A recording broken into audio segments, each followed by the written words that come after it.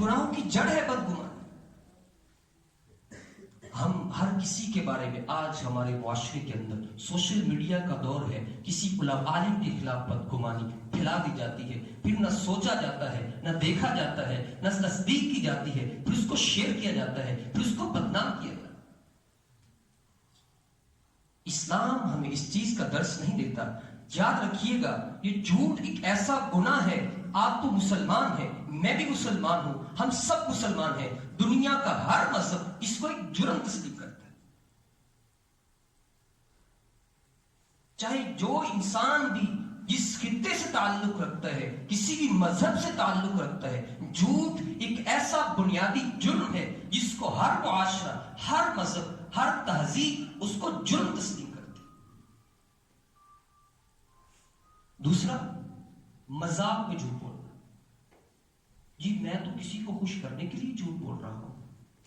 لوگوں کو خوش کرنا بھی تو عبادت ہے. کسی کے چہرے پہ میری وجہ سے مسکراہٹ آ جائے، یہ بھی ایک عبادت ہے. اللہ کے پیغمبر علیہ الصلوۃ والسلام نے ارشاد فرمایا، وَيْلٌ لِّلَّذِي يُحَدِّثُ فَيَكْذِبُ لِيُضْحِكَ بِهِ الْقَوْمَ. ایک ایسا شخص جو ایسی کہانی سنائے، ایسا قصہ سنائے، ایسی بات سنائے، اپنی طرف سے گھڑ کے سنائے، جھوٹ پہ مبنی بات کرے تاکہ اس سے لوگ خوش ہو جائیں. میری کہانی کو سن کر، میری جوہت کو سن کر، میری بات کو سن کر لوگ خوش ہو جائیں، اس کا حقیقت سے کوئی تعلق بھی نہ ہو. اللہ کے پیغمبر علیہ السلام، صادق المصدوق پیغمبر، سچی نات کے وحید کیا کہتے ہیں؟ فویل لہ، فویل لہ، فویل لہ. وہ برباد ہو گیا، وہ برباد ہو گیا، وہ برباد ہو گیا.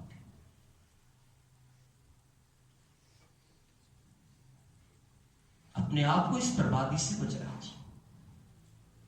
اپنی محفل سے جھوٹ کو نکال دیجیے، کیونکہ اللہ کے پیغمبر علیہ السلام نے ارشاد فرمایا، جو انسان جھوٹ بولتا ہے پھر جھوٹ پہ جھوٹ بولتا چلا جاتا ہے، ایک وقت ایسا آتا ہے اللہ رب العزت اس کا نام مومنین میں سے نکال کر جھوٹوں میں لکھ دیتے ہیں. مومن تو جھوٹا نہیں ہو سکتا، مسلمان تو جھوٹ نہیں بولتا. آج میرے نوجوان کی زبان پہ جب بھی جملہ آتا ہے جھوٹ کا آتا ہے. کون سا کاروبار ایسا ہے، کون سی دکان ایسی ہے، کون سی چھت ایسی ہے، کون سا دفتر ایسا ہے، اپنے اپنے گریبان میں میں اور آپ جھانک جھانک کے ذرا مجھے بتائیے نا، اپنا احتساب تو کریں. کون سی ہماری مجلس ایسی ہے جس میں جھوٹ نہ بولا جاتا ہو؟ کون سا دفتر ایسا ہے جس میں جھوٹ نہ بولا جاتا ہو؟ کون سی چھت ایسی ہے جس کے نیچے جھوٹ نہ بولا جاتا ہو؟ مسلم معاشرے کے اندر تو جھوٹ نام کی کوئی چیز بھی نہیں ہوا کرتی، کیونکہ اللہ کا قرآن کہتا ہے فَلَعْنَةُ اللَّهِ عَلَى الْكَاذِبِينَ. میں آسمان کا مالک جھوٹوں پہ خود لعنت کرتا ہوں. مسلمان تو جھوٹ نہیں بولا کرتے، ایمان والے تو جھوٹ نہیں بولا کرتے. جھوٹ کی ایک قسم یہ ہے جھوٹی گواہی دے دینا کسی کے ساتھ. ہم ایک اسلامی کنٹری سے ہمارا تعلق ہے، مسلمان ہیں سب ہم. آج اس لاہور کی ہائی کورٹ کا چکر لگائیں، 99% کیسز ایسے ہیں جن کا سچ سے کوئی دور دور تک تعلق بھی نہیں. اللہ کے پیغمبر علیہ الصلوۃ والسلام نے ارشاد فرمایا، منافق انسان کی 3 نشانیاں ہوتی ہیں. ایک حدیث میں آتا ہے 4 نشانیاں ہوتی ہیں.